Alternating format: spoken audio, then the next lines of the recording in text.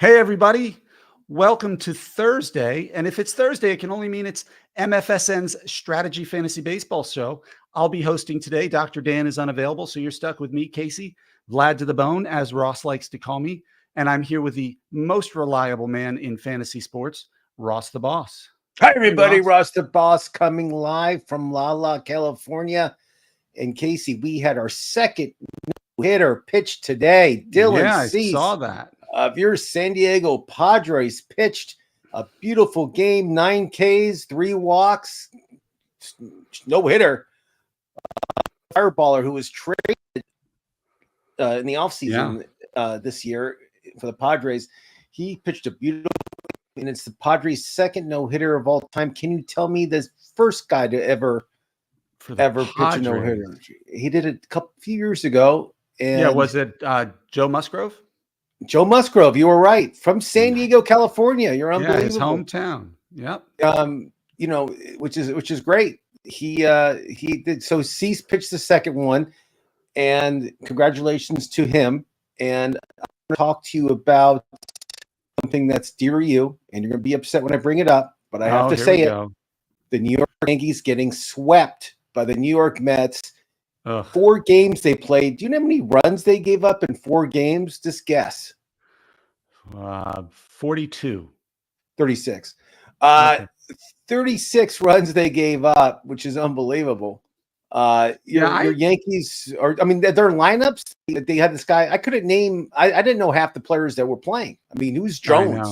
Who's Rupert Jones? Is he back in baseball? Spencer Jones? More. I don't know. Just Jones. All that, I was like, oh my God, I'm not betting the Yankees with Jones leading off. The only legit guy they have, they're 2. They've Soto and Judge are the 2 legit guys in fantasy baseball you should be playing every day for the Yankees. Everybody else, I would sit until Stanton comes back.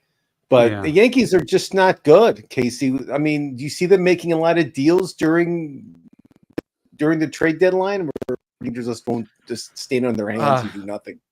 I don't know. They'd have to be willing to move some of their best pieces to do it. I think Aaron Boone and Brian Cashman are on the hot seat right now with how the Yankees have played since June 15th or whatever. They've been pretty terrible. If I were Garrett Cole, I'd be furious that the lineup that they put out there when he was starting was players we'd never even heard of, who have since, I think, already been sent back down. It was Jahmai Jones who played. Jahmai Jones. I think he started safety for the Bengals too. I never heard of this guy, Casey. I don't know. Let me ask you another question. If Joe Torre was manager of the Yankees right now, don't you think things would be different with personnel and this? I think he does. Yeah, I think he kind of had that Phil Jackson trait that allowed him to get superstars to play for him and within a system. I don't know. Aaron Boone, I loved him as an announcer. Obviously, he hit the big home run off of Tim Wakefield in that one Game 7. So he's always going to be a Yankee for that reason. But I haven't been that impressed with him this year. Our bullpen has been bad. Our starters, with the exception of Garrett Cole, have been bad. And with the exception of Soto and Judge, we haven't gotten consistency really anywhere around the diamond. Ben Rice might be our 3rd best hitter. That's telling you something. And he's been hitting like 100 the past week. He's been horrible the past weeks. He started off okay, but if you look at his stats for the past week, not good. Oh yeah, not good. No, Ben not Rice good at all. Ben might as well have Jerry Rice be playing baseball than Ben Rice. The Dartmouth grad should not be playing every day. No, he was such a hot name as a pickup 3 weeks ago in fantasy baseball circles, and now you're figuring out once the league has seen him for a couple of weeks, they find that hole in his swing, and they're good enough to just exploit it repeatedly. Yeah. So. Well, let's talk fantasy baseball. Let's talk waiver wire. I just want to give you a sob story. I knew you were here all the time, especially in your lineup. I just got to I got to talk to somebody, and you're the closest. I'm here to listen. So these are my starting outfielders: Cody Bellinger. Index finger, hasn't played in 3 weeks.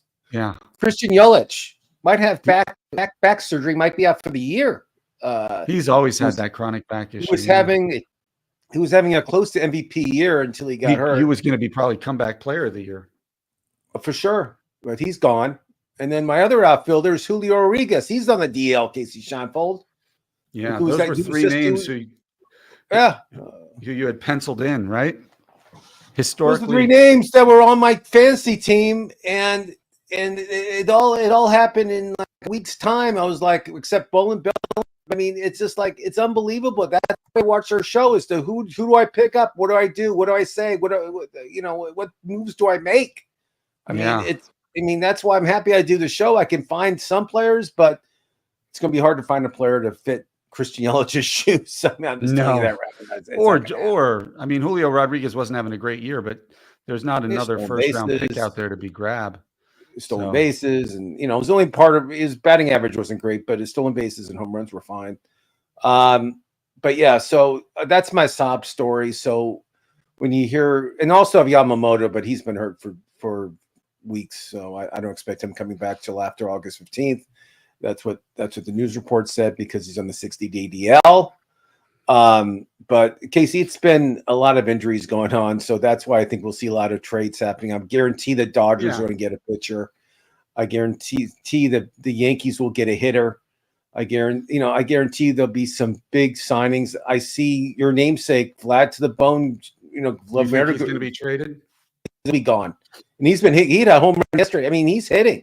Yeah, in the last 2 weeks, last 2 weeks he's batting .350, over .350 with 5 home runs. So yeah, I mean, Toronto's doing a fire sale. Definitely, there's no way they're not. I mean, come on, Toronto. Who do you think is the number one player in fantasy baseball, standard 5x5 leagues, over the last 2 weeks? We talked about him on the last waiver wire show as kind of a throw-in. Like, really? Lawrence Butler. I said it. I said it before you said it. I swear I said Lawrence Butler. I know you did. 472, 11 runs scored, 5 home runs, 15 RBIs. And number 3 is Brent Rooker.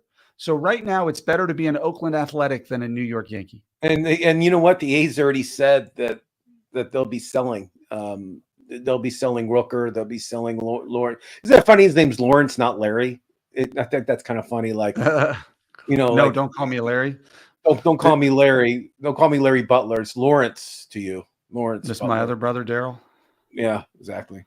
But yeah, I mean, the A's are hitting the ball. I mean, they have no pitching, and they don't spend any money on players, but they have some hitters that are hitting, and they play the Angels today, and they're going against some pitch for the Angels.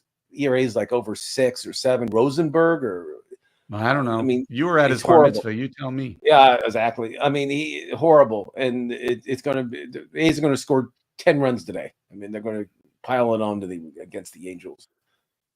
Lawrence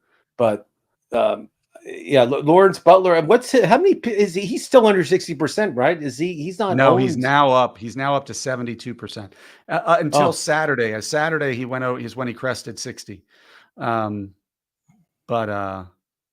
Yeah, I mean, Oakland is putting up some offense. They can't pitch, but they're putting up offense. Your boy Ketel Marte has been great the last couple weeks. Ellie De La Cruz, second baseman. Ellie De La Cruz, you have to write that apology letter about him being I already have. I'm actually getting it embroidered on a pillow, and I'm just going to present it to him. My daughter crochets. I'm going to have her crochet. 51 stolen bases, and it's still July. I mean, he's not going to break Ricky Henderson's single season record, but he'll get back to where steals were 15 years ago. He is a machine with stolen bases, and he's hitting home runs. He just can't hit for average. That's his only problem. But again, he's definitely the flash to watch in baseball. I mean, all the tape I see him running the bases, he's so fast, so good. I mean, he's a phenom. So most leagues, if I'm not mistaken, I guess I can look at ours to see the rules. Their trade deadlines are in the next 7 days to 2 weeks, I assume. Usually it's the end of July, first week of August. So how do you approach it differently? I mean, in redraft leagues, if you have a struggling star, say Matt Olson, and you're not convinced he's going to turn it around, do you try to trade him? Obviously, in a dynasty league, you're not going to. In a keeper Yeah. league, you might think differently.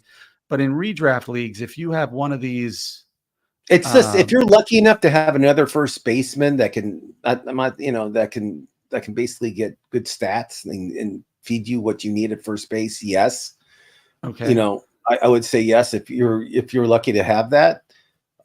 But if you're not, and you have to pick somebody up at waiver wire to fill Matt Olson's shoes, I don't recommend it. I really yeah. don't. And see, if You know, I'm, let's say I have Ellie De La Cruz, and I'm in the I'm in the bottom third of the league, but I know there's a few categories where if I catch up, I can at least finish in the top three. I might not be able to win. Usually by this point, the if top you one or do two the teams. Cruz, yeah, that's a good. But If it's a rotisserie, let's say it's rotisserie. You're talking about yeah, rotisserie only, correct? Okay. yeah. And So so, obviously, if you have Cruz, you're winning that one category of stolen bases. I imagine you're winning. yeah, You have the 10 points. Okay, let's just say there's 10 teams. You get 10 points for being in first for stolen bases. So I would think I was going to bring this up. I think that's a good move on your part is to trade Cruz, thinking that okay, I have stolen bases locked up, or even if I get second, that's still 9 points. I'll take it. But I want somebody that's going to hit for average and also get on base and also yeah. hit home runs. So, and Ellie De Cruz, I mean, if you get him, your stolen bases go up automatically. So yes, it's a good. I mean, if you can trade Cruz for let's say Aaron Judge, would you do that? I would, but I don't think the guy, and I guess if I'm trying to catch up in multiple categories, my question for you was, would you trade Ellie De La Cruz and take a chance for a package of 2 or 3 players who might be struggling, but the upside is huge, like a Matt Olson or an Austin Riley, or somebody like try to get a couple of those types of players, maybe Manny Machado, these players or Adolis Garcia might be a good name too, who they're struggling now, so they're not helping the team in second place get to first, but Ellie De La Cruz would put them over. Would Right. you accept a package of that risk in a redraft league for, say, Matt Olson, Adolis Garcia, and I don't know, pick a starter who's Luis Castillo or something like that. So you have the potential to get strikeouts, wins, whip, ERA on that side, and you have a chance to get home runs, RBIs, steals, maybe not get steals, but Adolis Garcia is going to get you a handful. If you're already winning, he's not going to let anybody catch up to you. Would Garcia's you hitting make a trade 170. like I that? mean, Garcia, all the guys you mentioned are all guys you can buy low. I mean, Garcia Which hitting is why 178. you could get all 3 or 4 of them I mean, together. I would possibly do a trade if I needed help in certain categories. Absolutely. Because I think if I I'm in think seventh Cruz, place, if yeah, I'm in seventh place at the trade deadline, I'm swinging I'm buying a lottery ticket and hoping for the best. And so that might be a trade of an Aaron Judge or an Ellie De La Cruz or a Shohei, and trying to get 3 or 4 guys who, if they figure it out, or even if 2 of them figure it out in the next couple weeks, can make up for what you're trading away and give you more. absolutely. I think this is the time to do it. And I think you look at your team, look at the categories that you need help in, and you got to trade some of your stars as much as you don't want to trade them to get quality people. One's going to trade you middle of the road players for stars that are not performing. It's not going to happen. But Right. yes, if you trade De La Cruz, like you said, and you can get 2 or 3 guys that are not performing that well, that are proven entities in fantasy baseball, absolutely, I would try to do that just because that's the only chance you got. The thing, Yeah. you're not gonna change in the standings just sitting on your hands. It's not going to happen. Right. And you got to play smart, and you got to make these moves now and just take a chance. I mean, So I'm out of it in our dynasty league. I can't catch up this year. I've had injuries and underperformance, but I right. have Chris Sale. I have Kenley Jansen. I have Clay Holmes. Is now the time for me to start trading those guys? Because Chris Sale is having an awesome year, but in a dynasty league, does his value actually help? I think that's a great example is Sale. I mean, he'll be a young winner this year, but I mean, how many more years is going to be at that level? I mean, 2 or 3. I mean, he's not a young guy. and he does get injury prone. He's having a great year, so the time to trade Sale in a dynasty league is now. I would the guy. absolutely. I was absolutely trade him. Yes, I would do that. I know the guy who's in first place in my dynasty league. I don't know if you've met him. I haven't met her. No. No, I heard she's really pretty. I bet she is. But so if I was looking at their roster, who would be the people you would try to? I mean, who would you try to target? Would you try to target? I don't know. His roster is so strong. I don't think I could get anybody from it. But let me look at the second place team. Maybe they have somebody I want. But it's Uncle Ted seems to be a sucker for trades. So yeah, I mean he has no idea what's going on. But I mean the thing about trading is this, especially in fantasy baseball, you got to strike when the iron's hot.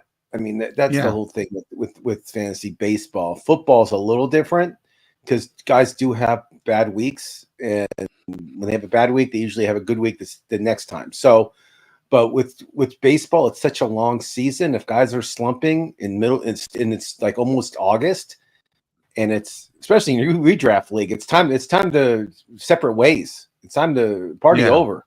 I mean, right. And the guy like Chris Sale, and I'm just because of his age, this is a dynasty, his age, his injury prone stuff. It's good. It's a great time to trade him. I mean, he pitches today. He should have at least 10 strikeouts. I mean, he's gonna have a big game today. And Atlanta is a team that's struggling. I mean, they can't hit the ball. And Riley is on paternity leave. He's not even playing today. Azuna is a guy. If I had I'd have Azuna in one league. You know that? You don't? No, but he's like, if you look at his stats, he's somebody that I would try to trade just because his stats are so strong in almost every category that it makes sense to try to trade him, because I don't think he'll keep it up. I don't have much faith in Azuna, but I think right now I'm to trade him. And there's so many guys that I feel that you can probably get for him, because his I mean he's like, if I had to guess, he's like 5th or 6th in the MVP in the National League, if I had to guess. Sure. I mean his stats are that good. I mean he's playing great baseball, and he is on a pretty good team when it comes hitting, even though they lost their second baseman. Atlanta is still good. But he's no Marte of the Arizona Diamondbacks. Marte is for second base. He's the best fantasy player, second baseman, hands down. Right now, absolutely. Yeah, he's playing great. And let's talk about our cover guy, the guy you've been all over for the past 3 years. I mean, Bobby Witt Jr. Before he even hit the major league level, you were talking about him. Yeah, I drafted him in a redraft league before he was even called up. I remember, and I'm giving you credit. And he is. I mean, look at the categories. I mean, every category, this guy is top 10. I mean, and look where he's doing it in Kansas City. I mean, Kansas City is a playoff team. If the playoffs started today, no, I know, but I mean, he was willing to sign a long-term deal there. Like, he's just the guy to root for. He is, and that's why I have like Witt Jr. MVP. I mean, I know we talk about Aaron Judge. Yeah, well, Gunnar Henderson's been struggling the past few weeks. There you go. And Bobby Witt hasn't. So I think if the Royals make the playoffs, he's got to be the MVP. Because have you seen his stats the past, like since All-Star break, what he's been doing? I mean, let me look right now. I mean, he is like, he is just tearing it up. I mean, every day an RBI or a home run. On the season, he's batting .345 with 18 home runs and 23 steals. In the last 2 weeks, batting over 500. I mean, in the last, like, it's insane. He's definitely right now. He's playing as the best player in baseball, you know, and so, yeah. I mean, if you have him, you're never letting him off your team ever. No, how old is he? 23, 24? Something like that. Yeah, barely. I mean, he's not going anywhere. I mean, the guy is just a phenom. He really is. I mean, there's so many good young players. I love it. But I mean, Bobby Witt Jr. he is the real deal. He'll be the number one pick in fantasy baseball next year. Casey, can I quote you on that, or you're going to be I would quiet have on made him the that? number one pick this year. So I'm writing it down right now. Number one it's pick, an Casey it's Scheinfeld. an easy sale for Yeah, me I to mean, go I there. would say Bobby Witt Jr. is the number one pick next year in fantasy baseball, hands down. It's he or Gunnar Um, Henderson. If Gunnar Henderson turns it on at the end of the season, or Ellie De La Cruz. Look, as much ooh, as I I like say bust potential, like a guy who's going to steal you 85 or 90 bags, I'll take the 240 something batting average or whatever it ends up being. So who was the number? Who was the? It was Ronald Acuna was Ronald the. Acuna Jr. Yeah, and with his injury again, does he even get in the top 5 next year? I'm asking Casey Scheinfeld that question right now. What do you do with him? Well, look, if he has a clean bill of health in spring training, he's a top 5 pick Well, because we saw what he did the season after he came back from his last torn ACL. So yeah. he's proven it doesn't slow him down necessarily. But if there's lingering issues, he's still a first round pick because in the first round you got to go with or top of the second at worst because he's still only 20. What? How old is he? I don't even know, but he can't be that old. 28, 23, 29. 24. Oh, is he Really? that young? Oh, he's Let me been in the look league him for up a here. little while. Uh, But I mean, Casey, the reason I'm bringing all this up is like, look at the youth. I mean, Gunnar Henderson's going to be a top 5 pick. I would yep. say. I mean, you got Paul Skees, who's going to probably be the number one pitcher picked in fantasy baseball next year, right, Case? I mean, we got it's Well, such a his youth numbers are movement. insane. Yeah. I mean, it's such a youth movement, and it's so great for baseball to have these studs coming up, and it makes the game fun again. It's just a lot of stolen bases, a lot of home runs. It's a lot of strikeouts by Skees. I mean, all this stuff going on in fantasy baseball right now is so much fun to play. And I hope we get more players next season because of these young players. You know what I mean? It's just Yeah, absolutely. because football, everybody plays fantasy football. That's like a no-brainer, and I can't wait to get in that because I've been staying up all night working on each position. I've been like, I gotta outman Casey Scheinfeld this year. I have to start working on it, Yeah. and I have a buddy camps who's a open up. Raiders. I have a buddy who's a Raiders fan, and we have a bet Oh, about who's going to win more games, the Raiders or the Giants. And neither of us well, feel very confident taking our team. I think you're that neighbors guy you guys got from LSU. That Malik, guy's yeah. he's gonna be your number one receiver, and he's gonna have a great year. I think that he'll be him and Marvin Harrison Jr. are gonna be fighting it out for Rookie of the Year. You heard from me first. You can quote me on that, Ross the Boss. But yes, I'm excited for football, but we have baseball. Baseball's still going on, so we can still talk about it. Casey, anybody? We didn't do our waiver wire show this week. Anybody you're aiming to be picking up? I'm at the point now where I'm looking at it based on kind of the needs you have. That's exactly.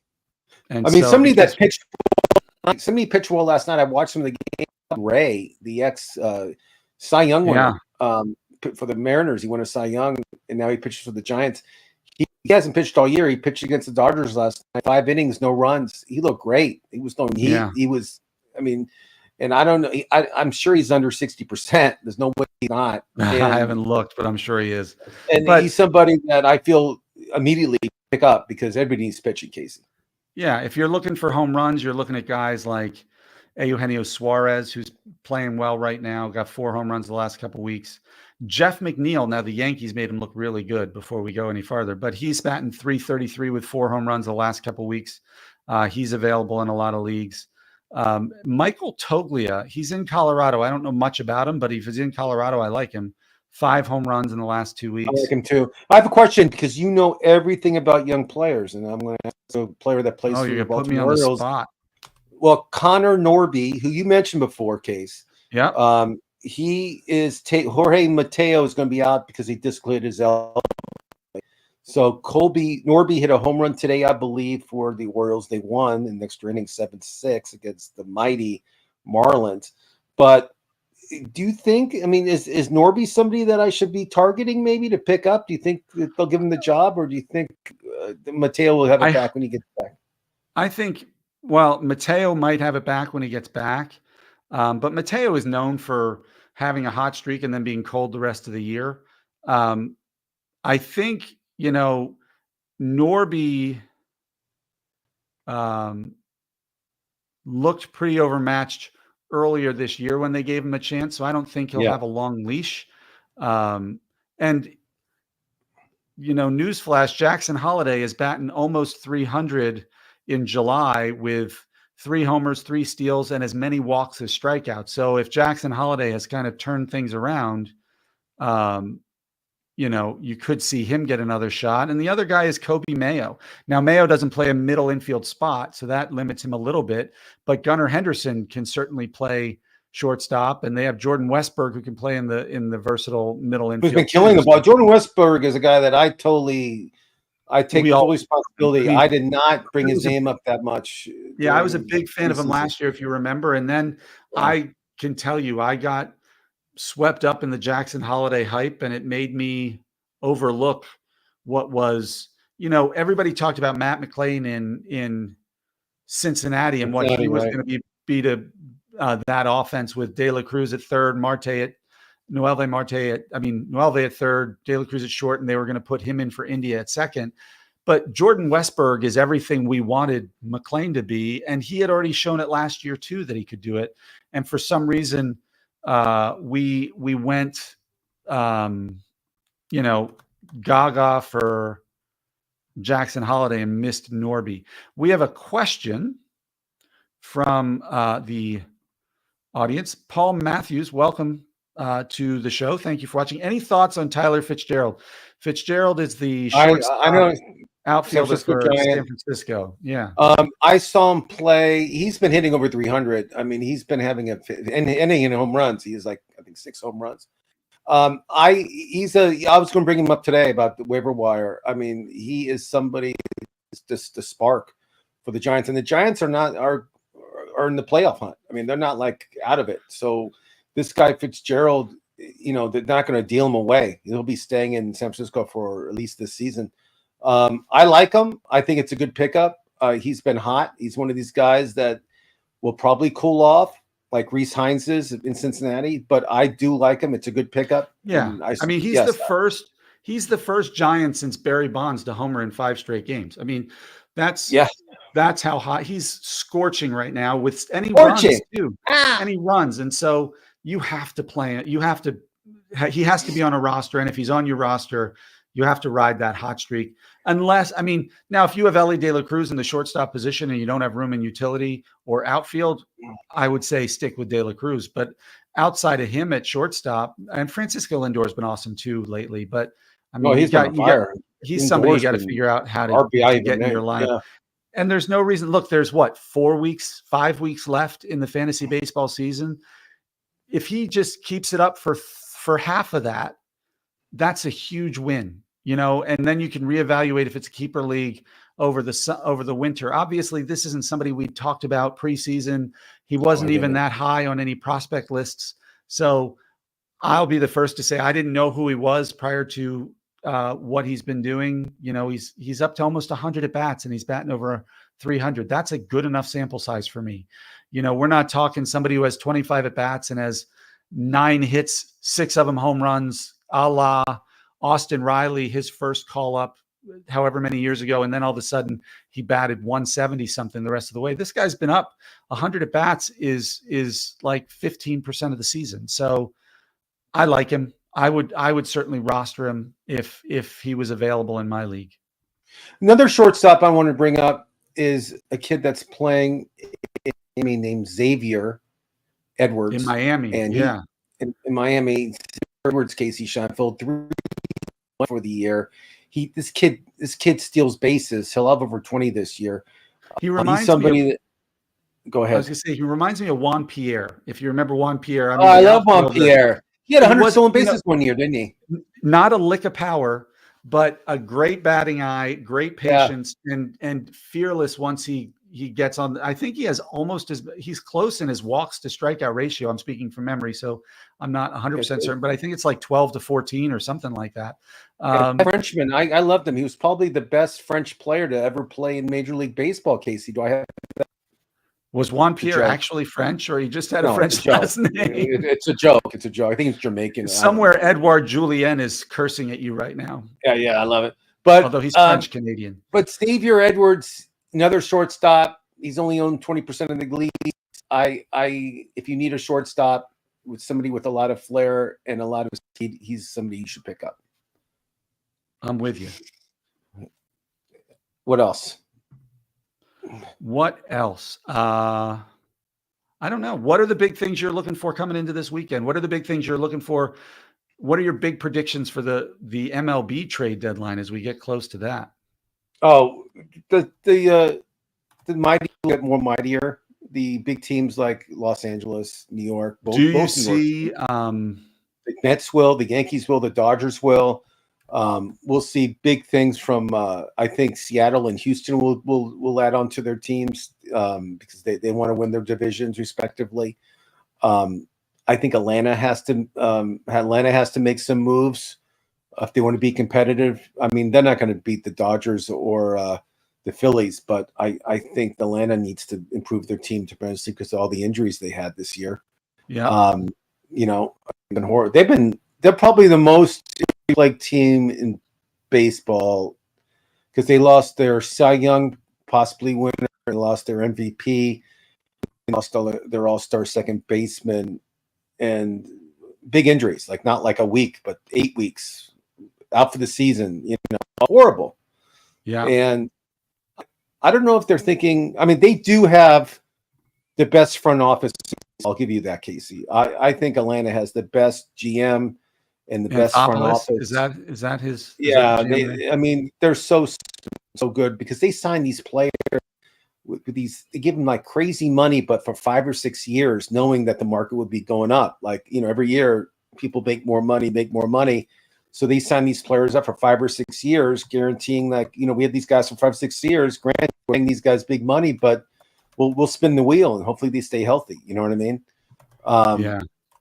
Another guy that probably get cheap just because he hasn't been pitching that much is Max Fried. Max Fried, I think, will have a big August and September, and he could help your fantasy team. And if you need a starter, I think you can get Max Fried pretty cheap. I don't think is he healthy again? I know he was injured for a little bit. I think he's back in the rotation. May want to check that, but I'm pretty sure he is. Okay. But Max Fried is somebody that's kind of under the radar right now, and I think if you want to get him, because I just got him in one of my leagues, I think you could get him for pretty cheap right now. And those small moves like that can win you the league. Just letting you know, it takes 1 or 2 players and you can win the league. It's that easy. Yep. You got to do some stuff. I mean, I got to figure out my outfield. I'm decimated. I don't know what to do. I cry every night. Starting Ian Happ. I'm starting Ian Happ as a fielder. That's a desperate. I don't know what to do, but it's fine. It's part of sports. But what I mean, we can look. Let me just see what's going on in baseball right now. Right now the Dodgers are winning 1-0, and the Tampa Bay is winning 3-0 in the 6th, and the Rangers are winning 2-1. Let's look at the games. Fortunately, the Yankees don't play tonight, so they can't lose. So the Reds are in Tampa Bay. That's once every 3 years they play Tampa Bay. In Tampa Bay, it should be a low scoring, a poorly attended series. Horrible. Gossman of Toronto, I think he's somebody that's low hanging fruit. If you want to starter and take a chance on somebody that maybe will just be pitch better. Gossman, you could probably get really cheap. Yeah, they're playing Texas over the weekend. San Diego, Baltimore, the Guardians. This is a good match. I wouldn't be saying this last year, but this year Guardians are at Philadelphia for the weekend. That should be a good series, Casey. You got 2 first-place teams. That's good. The Cubs are at Kansas City. That should be good. This is a revenge game for the Dodgers from 3 years ago. The Dodgers are at Houston. That should be an interesting series too, just because the Dodgers are decimated with injuries, and Houston is playing really, really good baseball. Casey, also one of your favorite rivalries in sports is happening this weekend. We got the Yankees Red Sox in Boston Boston. at the Green Monster. That should be a great I series. just want to win one. That's how low I've sunk as a Yankee fan. Bad. Casey, how many fans will be at the Oakland A's Angel game over the weekend in Anaheim? How many fans do you expect? In Anaheim, well, Anaheim's a little better attended than Oakland, so we'll say 11,000. Okay, Case, that's pretty good. I like that. I like the estimation. And then we got the Olympics on Friday night. I'm excited. It's early started, but yeah, I was watching the USA men lose 3-0 yesterday in soccer to France, and when I turned it off to start this, the women were up 3-0 over Zambia at the end of the. It's still 3-0. What half. What channel is that? I'm trying to watch USA that. Net. It's on the USA Network. So okay. I didn't try once that. the opening ceremonies are tomorrow night, and then NBC and USA and I don't know if TNT and True TV will all start carrying those things as well. Yeah, I like I love the Olympics. I love the Summer Olympics more than the Winter Olympics. It should be a really fun Olympics. I think the U.S. is a really strong team in every sport. Uncle Ted joined us. He wanted to shame me. He said, I'm falling way back. Yeah, my season's pretty much over in Dynasty. I was actually talking a little earlier, Uncle Ted, about trading you Chris Sale so you can get back into first. I just need to look and figure out what I'd get back from you. So I'll be making some moves here soon, closers and some of my spare parts. I don't think I'm going to be trading Soto. Soto would be the one I don't think I'm going to trade, but no, you can't. Juan Soto's 20-something years old, 25 years old. You can't trade him when you're insane. Yeah. Uncle Ted, yep. Trinity Rodman scored the first goal, and then Mallory Swanson scored the next two that I saw. They scored 3 goals. They waited 17 minutes and then scored 3 goals in like 5 minutes. So it's still 3-0, and there's 7 minutes of regulation time left in the game. Yeah. And they're playing the mighty power Zambia. Yeah, but they have Germany on Sunday and then Australia, who's a top team, on Wednesday. So it's going to be. And this team, it's the same rules as the men. Is it like all the players have to be under 23 except 2? Is that correct? I don't know if the women's roster has the same restrictions. I'll have to look it over. But I mean, Lindsey Horan is definitely older than they have at least 4 in their starting lineup. So I don't think it's the same rules. I think you're right. Then you just answer my question. Thank you. Because the men's you can only have 2 players that are seniors, and the rest has to be under a certain age of 23. Which makes sense. I think it's a lot better like that. I like fresher. So I'm going to take Spain in the men's. I think Spain is going to win the men's. They're going to go from Euros champ to and Olympic champ. And then in women's, I guess I'll take the U.S. Right? I mean, well, they're ranked 5th in the world now, so they've had a come back to earth kind of thing. It'll be interesting. I think Germany has a chance. I think Australia has a chance. France always has a good team, and never count out the South American countries. They can always ball a little bit. I love watching Olympic soccer. Did you read the article? Did you read the story about the Canadian women's team with the drone? No. So they played New Zealand today, and Canada actually won 2-1. But a part of their team, they brought a drone into Paris, and it's illegal to have a drone in Paris. They don't allow that stuff for many reasons. And and they used the drone to spy on New Zealand's practice. Like they were spying with the drone during the Canadians, and they got caught, and they got rid of the drone. The drone guys were not officially like on the official like coach's roster. But they sent those 2 guys home, and the coach was not allowed to coach for the game today against New Zealand.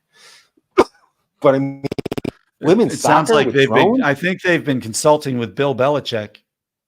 I mean, seriously, you bring a drone guy in to spy? Were the balls underinflated too? No, it's amazing how people go to any measure to get the advantage. I mean, to use a drone in women's soccer. I mean, I can see it maybe, like you said, like Belichick. maybe that level, but Yeah. at a level of women's soccer where it's like, we expect good sportsmanship. Well, that's thrown out the window. Yep. You know what I mean? So it's just amazing. I mean, I'm But still, I love watching the speechless. Olympics. I was even watching, I think it Oh was yeah, I watch Hungary it. against France in handball because it was on. Handball, Yeah. So I'll watch almost anything. wrestling, I'll have to tolerate my boxing. wife's gymnastics stuff. Will you Um, watch the breakdancing? Say yes or no. if it's on and and I turn it on and it's on, I'll stay and watch it just because it'll fascinate me. But I won't go out of my way to put it on. How's that? If I'm cycling through and there's not a good movie on, if Die Hard's not on for the 4,000th time, Okay. and I come across rhythmic gymnastics or I like the thing breakdancing with the. or I like when they have the little yeah, the like ribbons. little tight. Yeah, Yeah. the ribbons. I love If that. it's on, I'll stop and watch it for a while. I'm not proud. Or synchronized swimming. I'm all about it. So I love synchronous. That I love. water I polo, love. those guys amaze the crap out of me with their They're ability to great. I tread mean, those water and guys. do. Those guys Great have to be in athletes. better shape than almost anybody. So The most in shape guys in my high school were the water polo players, hands see, down. we didn't have water polo in my high school. I'm not We as did. fancy as you. We had football too, but I played football. But all the water polo guys were all cut up. They were all in great shape. They all could Sure. stay in the water for hours. I mean, they were all huge shoulders but little legs. And but I mean, these guys, huge guys. I mean, they're all like 6'3", 6'4", great shape. But yeah, Olympics. I'm very excited to watch the Olympics, especially. There's tennis, there's golf. There's some new stuff they're trying out, like off-road biking. Casey Scheinfeld watching. Exciting. It should be good. I'm very excited to watch. We can talk about it at the end of every show for the next few weeks, so that'll be good. Yeah. I enjoy it. I expect hopefully everybody's going to watch. I'm kind of. I want the USA to win, but I kind of want them to be like challenged in basketball. I want to see like Canada or like Serbia or some team to not beat them, but challenge them. You know, Dude, as much as, and I'll be the first to say I am not a LeBron guy, but what he's able to do on Team USA is at 40 years old or however old he is just, you just got to tip your cap and say he might not ever surpass Jordan to any of us who were alive to see Jordan play, but the cat's the best of his generation, I think. Oh, too. Did you watch the South Sudan game? I watched the end. They were down. Losing to South Sudan would have been the biggest upset. Is that when he scored the last 11 points? Yeah. He said, like, give me the basketball. No one else wants to shoot. No one, everybody's scared to shoot the ball. Give me the ball. And he just won the game for him. I mean, it was unbelievable. Yeah. And stuff like that, I love. I mean, like you said, he's 40 years old, and the guy is still putting it through the hoop, and he's still like one of the best athletes in the world. I mean, and people are like outraged that he's carrying the flag in the ceremony. I'm like, bronze. You know who voted for the flag bearer? It's not the basketball players. It's the whole team of the USA team. Yeah. So it wasn't LeBron. If it wasn't him, it should have been Simone Biles. But I don't have a problem with either of them. They voted. That's they won LeBron, and I think the women's is the women's Casey. It's somebody. It's another like athlete. It's another like. It's not Simone Biles. I don't think so. I forgot. It doesn't matter. Yeah, it does matter. It's going to drive me crazy all day. Just type it in. Female flag bearer USA Olympics. That's what I'm looking up. Coco Gauff, the tennis player. The tennis player. I knew it was somebody professional, which is great too. I mean, she good for her. She great athlete, great tennis player, best USA tennis player we have right now. So it totally makes sense. Because Serena and Venus are both retired. But she's the defending U.S. Open champ. So. Yeah, I love it. I mean, I applaud that. I think it's going to be great. And are they doing the opening ceremonies in that river that's like, but they all have boats? Is that what are they still doing that idea? I think so. I haven't. I was out of town for a few days, so I haven't been paying attention. But I think have each team's going to be on a boat and floating past the Eiffel Tower. Yeah, and that river, Casey, is like it's like with bad stuff. It's not good stuff. It's really bad stuff. So don't go in that river if you ever go to Paris. Yeah, the Seine, Seine, or the Rhone. It's Yeah, one of and those two. the coolest thing then let you go. I saw is the beach volleyball courts. Like look like right next to the Eiffel Tower. I mean, That's it's pretty the awesome. greatest. Yeah. It's the greatest thing you've ever seen. I mean, it's awesome. It's great, and they did a great job. So bravo Paris for making these Olympics great. And the surfing event, like 6,000 miles away. I think it's like in like Australia or New Zealand or Is it something. really? They have to go somewhere else Yeah, because the they're southern coast of like France, Nice, and those areas aren't known for surfing. So yeah, they're not. It's like thousands of miles away is the surfing event. I thought that was funny. Okay, well that I think we're good. Case the yep. USA Zambia. It looks like it's going to end in a 3-0 game. USA winning their first women's game for the Yep. Olympics. Survive in advance, And, baby. yeah, so I think we'll have a good Olympics. So I think we should lead in gold medals over China. We'll see what happens. I hope Casey, so. Ross, that's it for me. have a great weekend, my friend, and I will see you Tuesday. Thank you, sir.